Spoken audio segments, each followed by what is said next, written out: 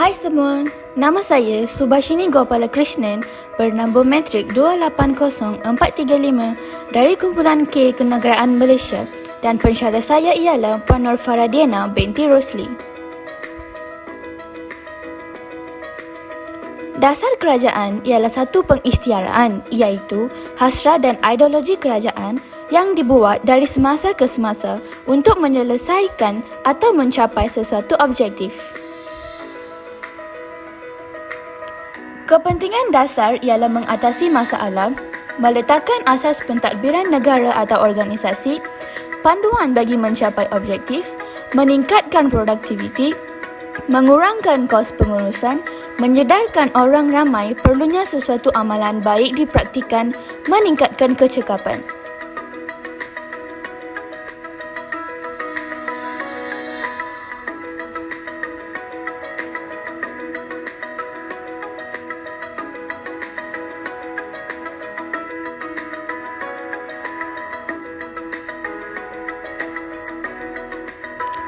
Penjajahan Inggeris di negara kita telah meninggalkan pelbagai kesan dan pengaruh yang besar, khususnya terhadap perkembangan ekonomi, pentadbiran, pendidikan dan hubungan kaum.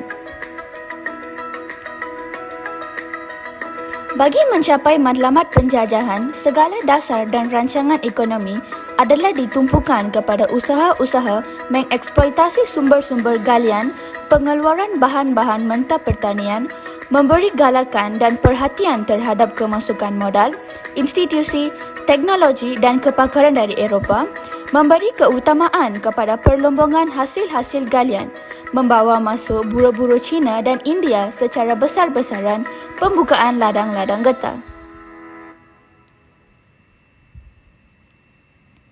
Kesan dasar pecah dan perintah ialah kebanyakannya tinggal di kawasan luar bandar, terus tersisih dan mundur berbanding dengan kaum-kaum imigran yang kebanyakannya tinggal di bandar-bandar. Perubahan sistem ekonomi feudal kepada sistem ekonomi semi-feudal dan semi-kapitalis, golongan pemerintah tradisional Bumiputera kehilangan kekuasaan ekonomi, berikutan dengan hilangnya kekuasaan politik mereka ke tangan pihak Inggeris. Kegiatan ekonomi hanya tertumpu kepada keuntungan dan secara tidak langsung menimbulkan masalah sosioekonomi dan politik di negara kita. Wujudlah apa yang disebut sebagai dual ekonomi.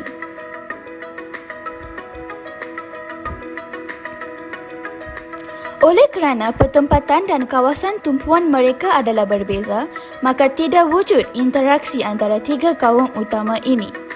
Melalui dasar ini, British telah melarikan perasaan prasangka dan memperkukuh kepribadian setiap kumpulan etnik yang terus menjarakkan jurang perpaduan antara kaum. Dasar ekonomi baru adalah satu formula yang dirancangkan oleh kerajaan. Untuk tempoh 20 tahun, bermula pada tahun 1971 dalam rancangan Malaysia kedua sehingga tahun 1990 dalam rancangan Malaysia kelima.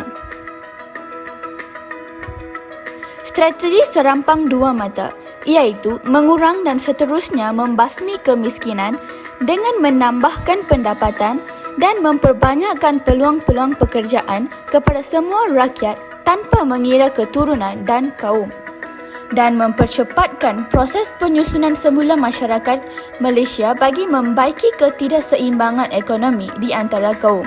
Usaha ini diharap dapat mengurang dan seterusnya menghapuskan pengenalan kaum mengikut fungsi-fungsi ekonomi.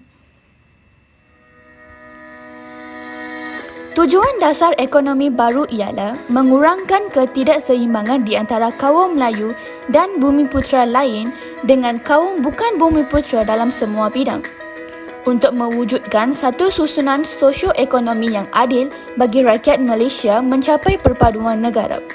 Banyak kemiskinan dan ketasamarataan yang dialami oleh orang Melayu, menggugat kestabilan negara sekiranya kemiskinan hanya tertumpu kepada sesuatu kaum sahaja, berlakunya perasaan tidak puas hati dan menimbulkan masalah.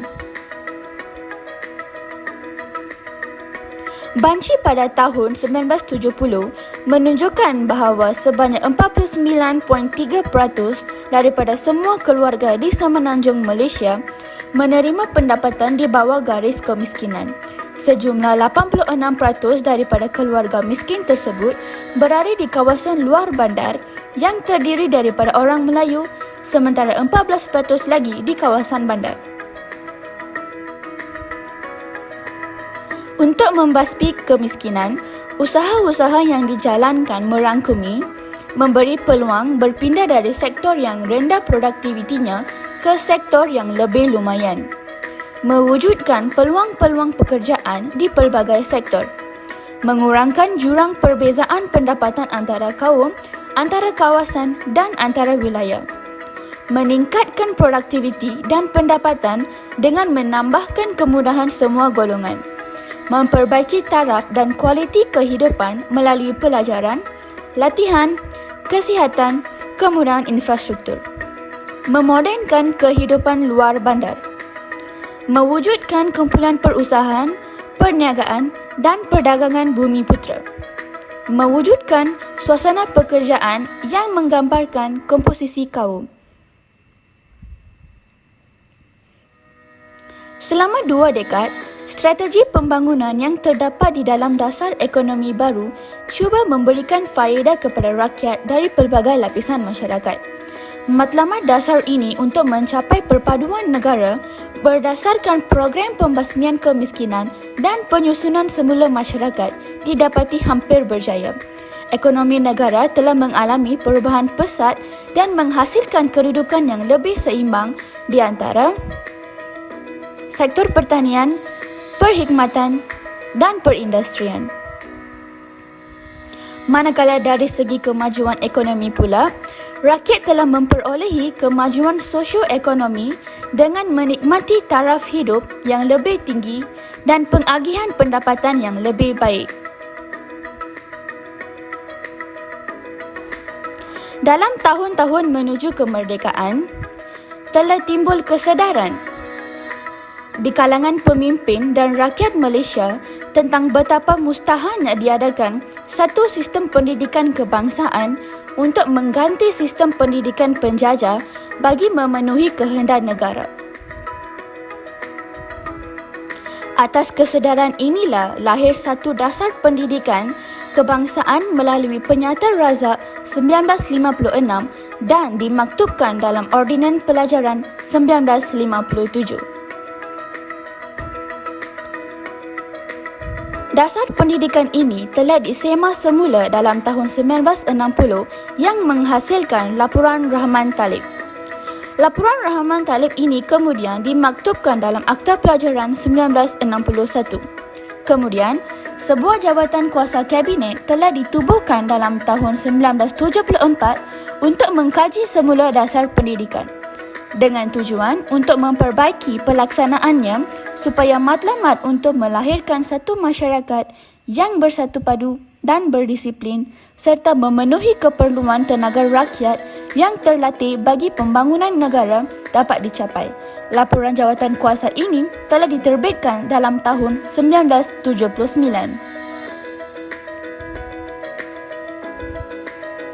Sistem pendidikan di zaman penjajahan telah berkembang tanpa mengambil kira kepada keperluan pembangunan, pembentukan identiti kebangsaan dan perpaduan negara. Sistem pendidikan berkenaan mengekalkan tumpuan taat setia rakyat, pendatang dan keturunan mereka kepada negara asal mereka dan menekan semangat pembangunan rakyat tempatan. Sistem ini mungkin secocok dengan tanah Melayu yang terjajah, tetapi apabila tanah Melayu sudah merdeka, ia didapati tidak lagi sesuai. Oleh itu, langkah-langkah diambil bagi menggubal satu sistem pendidikan kebangsaan yang sesuai untuk negara yang merdeka dan mempunyai matlamat-matlamat sendiri. Objektif dasar pendidikan kebangsaan ialah menubuhkan satu sistem pendidikan yang akan dapat memenuhi keperluan negara dan menggalakkan perkembangan kebudayaan, sosial, ekonomi dan politik. Menyatu padukan kanak-kanak sekolah berbilang kaum dan menyediakan tenaga kerja. melahirkan masyarakat yang bersatu padu, berdisiplin dan terlatih. Melahirkan insan yang berilmu dan berakhlak, seimbang dan harmonis. Boleh mencapai kesejahteraan diri dan memberi sumbangan kepada keharmonian dan kemakmuran masyarakat dan negara.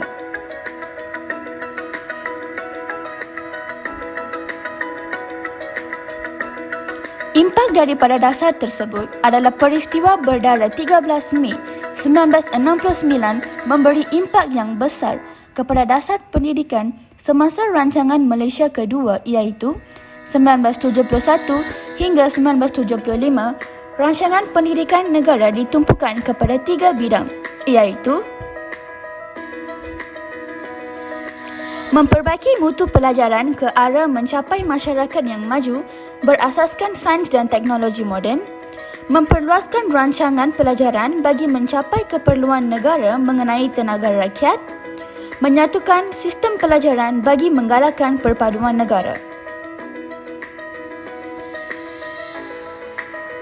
Pelaksanaan beberapa strategi telah digubal untuk mencapai matlamat dasar pendidikan, iaitu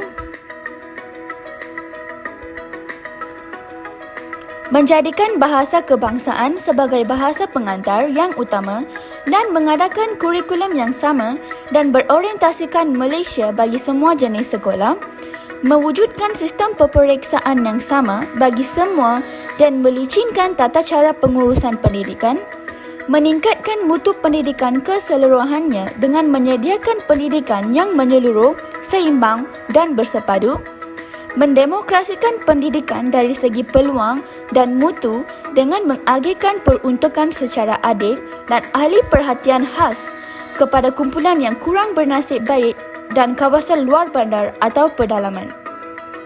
Menyediakan pendidikan rendah mengikut kurikulum baru sekolah rendah KBSR yang berasaskan 3M, iaitu membaca, menulis, mengira. Selain itu, strategi yang lain ialah menggalakkan aktiviti ko-kurikulum yang memupuk disiplin seperti kadet tentera, kadet polis, pengangkap dan puteri Islam.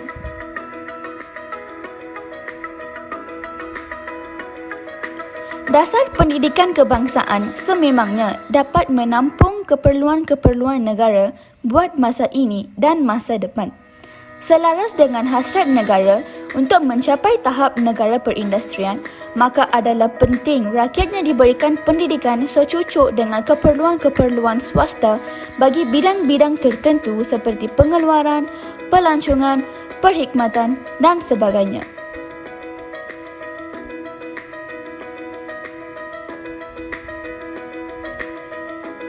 Sebagai sebuah negara yang mempunyai masyarakat yang berbilang kaum, Malaysia memerlukan satu dasar kebudayaan kebangsaan bagi mencerminkan kepribadian negara. Dasar ini menjadi garis panduan dalam membentuk, mewujud dan mengekalkan identiti Malaysia di peringkat antarabangsa. Berasaskan kesedaran tersebut, kerajaan telah menggubal satu dasar kebudayaan kebangsaan dan mengambil kira latar belakang sejarah kedudukan negara ini sebagai pusat tamadun, pertemuan dan perdagangan sejak 2000 tahun yang lampau. Peranannya sebagai pusat pertemuan telah menyebabkan berlakunya proses interaksi, pengenalan, penyerapan dan penerimaan pelbagai unsur budaya.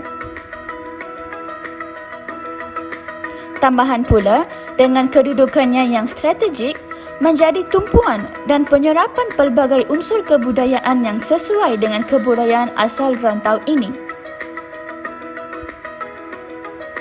Kebudayaan kebangsaan hendaklah mempunyai 3 sifat berikut, iaitu unsur-unsur kebudayaan mestilah dapat diterima oleh semua komuniti, tidak boleh membawa kesan yang buruk dalam apa juga cara terhadap nilai-nilai asas yang menjadi pendukung kepada unsur-unsur lain.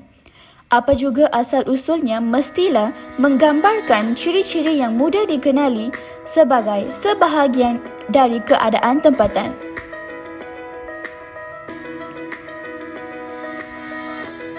Berdasarkan Kongres Kebudayaan Kebangsaan pada tahun 1971, 3 prinsip telah dijadikan asas ke arah pembentukan kebudayaan kebangsaan dan sebagai satu proses yang berterusan.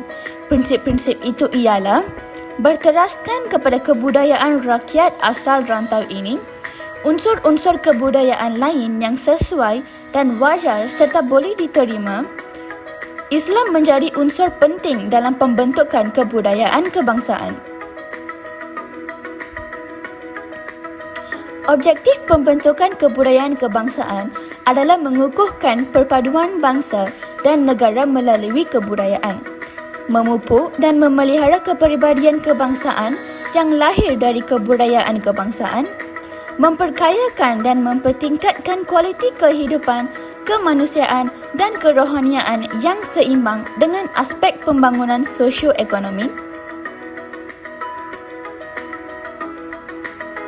Strategi pelaksanaan dasar kebudayaan kebangsaan ialah pemulihan, pemeliharaan dan pembangunan kebudayaan ke arah menguatkan asas-asas kebudayaan kebangsaan, meningkat dan memperkukuhkan kepimpinan budaya, mewujudkan komunikasi yang berkesan ke arah kesedaran kebangsaan, kenegaraan dan nasionalisme, memenuhi keperluan sosial budaya, meninggikan taraf dan mutu kesenian. Beberapa pihak telah terlibat sebagai penggerak ke arah pelaksanaan dasar ini. Kementerian Kebudayaan Kesenian dan Pelancongan merupakan pihak yang berkuasa dalam hal ini dan usaha mereka tidak akan berjaya tanpa kerjasama badan-badan lain termasuk kementerian-kementerian dan jabatan-jabatan kerajaan pusat, kerajaan-kerajaan negeri, pertubuhan-pertubuhan kebudayaan dan kesenian, badan-badan berkanun dan pihak swasta. Kerajaan memajukan negara dengan mempelbagaikan kegiatan perindustrian. Sektor perindustrian juga dijangka akan dapat menjadi pengeksport utama negara. Pada 3 Februari 1986, kerajaan telah menubuhkan satu jawatan kuasa kajian dasar perindustrian dan Pelan Induk Perindustrian. Pelan Induk Perindustrian yang telah diumumkan oleh Menteri Perdagangan dan Perindustrian pada 3 Februari 1986 telah menggariskan 3 matlamat, iaitu menggalakkan penggunaan sepenuhnya sumber asli negara, menjadikan sektor perkilangan sebagai pemangkin pertumbuhan perindustrian negara, meninggikan tahap penyelidikan dan pembangunan, teknologi tempatan sebagai asas bagi Malaysia menjadi sebuah negara perindustrian. Untuk mencapai matlamat-matlamat tersebut, Pelan Induk Perindustrian telah mengenal pasti 12 sektor industri yang patut diberi penekanan. 7 daripada sektor-sektor ini adalah yang berasaskan sumber tempatan, iaitu industri yang berasaskan getah, kelapa sawit, kayu kayan, logam bukan ferus dan keluaran-keluaran galian bukan logam, kimia dan makanan. Sektor industri yang bukan berasaskan sumber seperti elektrik dan elektronik, peralatan pengangkutan, mesin, kejuruteraan, logam-logam, tekstil dan pakaian. Kesemua industri ini telah dipilih berasaskan kepada potensi untuk mencapai matlamat memperluaskan asas industri negara. Pelan Induk Perindustrian juga telah mencadangkan langkah-langkah berikut diambil supaya Malaysia dapat mencapai taraf sebuah negara perindustrian. Antaranya ialah melaksanakan dasar perindustrian yang berpandangan keluar, memajukan secara intensif industri-industri berasaskan sumber, memajukan industri-industri berat terpilih untuk menyokong industri-industri ekspor, memaju dan menggunakan sistem perkhidmatan maklumat yang bersepadu, membangunkan teknologi dan tenaga rakyat, mengurangkan perbelanjaan dalam pembinaan infrastruktur dengan memberi tumpuan kepada pertumbuhan industri-industri, memoden dan menyusun semula struktur perindustrian, memperkukuhkan institusi-institusi yang bertanggungjawab kepada pembangunan sektor pembuatan, menyusun semula sistem galakan perindustrian yang sedia ada. Pelan induk perindustrian merangkumi strategi-strategi dan langkah-langkah yang boleh membawa Malaysia ke dalam era sebuah negara perindustrian dan seterusnya menjadi teras kepada sebuah negara maju. Dasar pandang ke timur ini telah diumumkan oleh Perdana Menteri Datuk Seri Dr. Mahathir Mohamad pada 8 hari bulan Februari 1982 semasa persidangan 5th Joint Annual Conference of Majeka atau Jamaica di Hilton, Kuala Lumpur.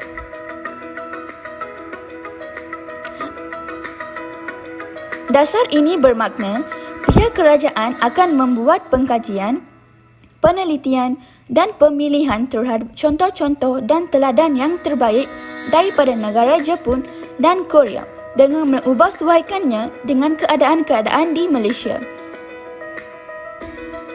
Negara Jepun dan Korea adalah merupakan dua buah negara yang begitu pesat membangun di beberapa bidang.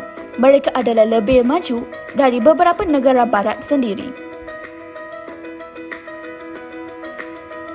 Kejayaan kedua-dua negara ini boleh dijadikan contoh dan teladan kepada Malaysia dan seterusnya dipraktikkan bagi mencapai matlamat pembangunan negara dengan meninggikan prestasi pengurusan dan pembangunan sektor awam dan swasta. Objektif utama dasar pandang ke timur ini ialah untuk meninggikan prestasi pengurusan dan pembangunan di negara, mewujudkan golongan masyarakat Malaysia yang mempunyai nilai-nilai dan etika kerja yang positif, meninggikan kemajuan negara.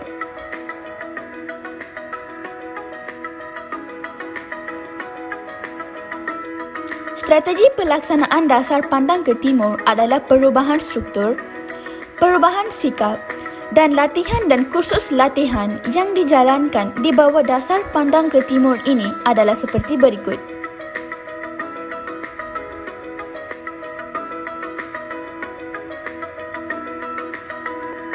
Dasar pandang ke timur merupakan satu usaha baik dan positif dari pihak kerajaan Malaysia untuk meningkatkan lagi prestasi pengurusan dan pembangunan di negara ini.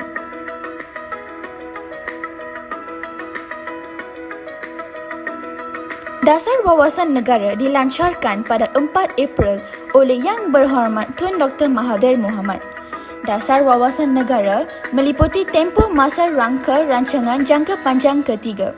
Dasar Wawasan Negara adalah dari tahun 2001 hingga 2010 iaitu selama 10 tahun. Ia memberikan tumpuan terhadap peningkatan keutuhan dan daya saing negara. Tujuan dasar wawasan negara ialah bangunkan taraf sosial dan ekonomi belia, kukuhkan perpaduan dan keselamatan negara. Matlamat utama dasar wawasan negara adalah dirangka bagi mengurangkan ketidakseimbangan sosial, keekonomi dan wilayah, membina negara yang berdaya tahan, mengekalkan usaha membasmi kemiskinan, membangunkan masyarakat berasaskan pengetahuan atau ekonomi. Dimensi dasar wawasan negara adalah membangunkan Malaysia sebagai sebuah masyarakat berasaskan pengetahuan, membasmi kemiskinan di kalangan kelompok kecil miskin di kawasan terpencil iaitu orang asli dan kumpulan minoriti Bumiputera Sabah dan Sarawak, meningkatkan penyertaan Bumiputera dalam sektor ekonomi utama, menjadikan sektor pertanian, pembuatan dan perkhidmatan lebih dinamik melalui penerapan pengetahuan yang tinggi.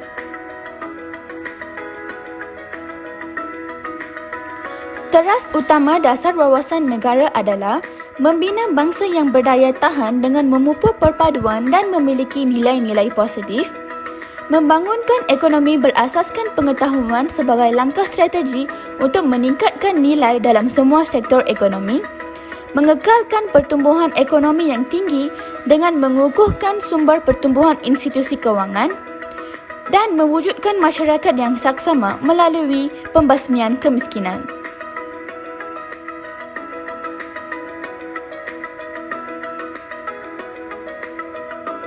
meneruskan pengurusan ekonomi makro yang mantap, memperkukuh dan menyelaras program dan strategi pengagihan bagi memastikan penyertaan seimbang dalam kalangan kumpulan etnik, kumpulan pendapatan dan wilayah, meningkatkan pertumbuhan produktiviti melalui pemantapan pengetahuan, kemahiran dan kepakaran bekerja, mengukuhkan penyelidikan dan pembangunan, memperluas penggunaan ICT, memperkukuh asas sumber manusia, melaksanakan pendekatan menyeluruh dan bersepadu, meningkatkan kualiti hidup melalui peningkatan akses kepada perkhidmatan sosial, mempergiatkan usaha bagi memupuk dan menyamai nilai positif dan murni.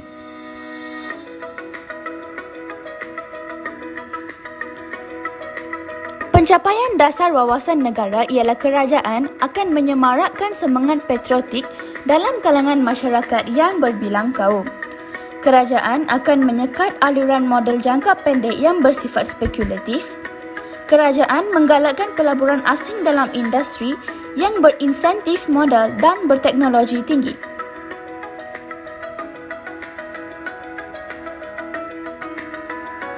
Wawasan Kemakmuran Bersama 2030 bermaksud iltizam menjadikan Malaysia sebagai sebuah negara terus membangun secara mampan seiring dengan pengagihan ekonomi yang adil, saksama dan inklusif pada semua peringkat kumpulan pendapatan, etnik, wilayah dan rantai bekalan. Matlamat Wawasan Kemakmuran Bersama 2030 ialah menyediakan taraf hidup yang wajar kepada semua rakyat pada tahun 2030. Objektif kemakmuran bersama adalah pembangunan untuk semua iaitu menstruktur semula ekonomi yang lebih progresif, berpaksikan ilmu yang bernilai tinggi dengan penyertaan masyarakat yang menyeluruh di semua peringkat. Menangani jurang kekayaan dan pendapatan iaitu menangani jurang ekonomi antara kumpulan pendapatan, etnik, pembangunan, wilayah dan rantai bekalan untuk membela dan meningkatkan keupayaan semua rakyat supaya tiada yang ketinggalan. Dan negara bersatu makmur dan bermarwah tinggi menjadikan Malaysia sebagai negara yang bersatu, makmur dan bermarwah seterusnya muncul sebagai paksi ekonomi Asia.